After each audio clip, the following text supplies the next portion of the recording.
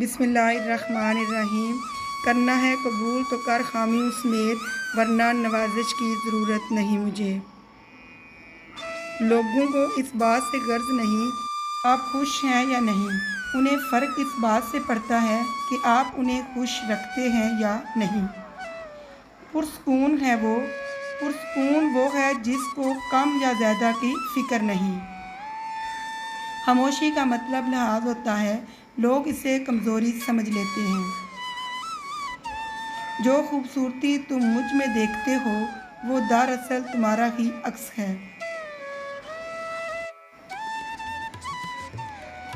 زخم وہ روشن دان ہے جہاں سے روشنی آپ کے اندر داخل ہوتی ہے۔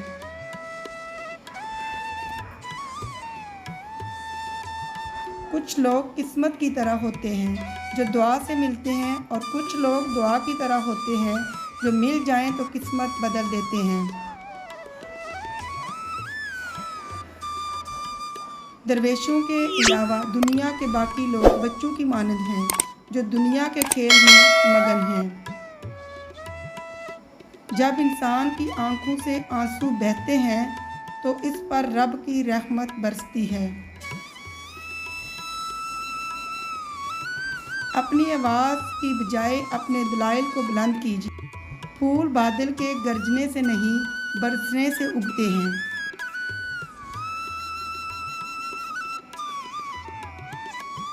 ماں باپ کے ساتھ آپ کا سلوک ایسی کہانی ہے جو لکھتے آپ ہیں، لیکن آپ کی اولاد آپ کو پڑھ کے سناتی ہے۔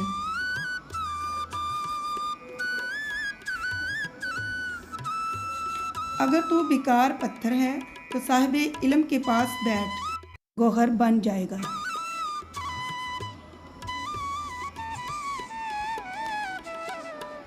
کل میں ہوشیار تھا، دنیا بدلنا چاہتا تھا۔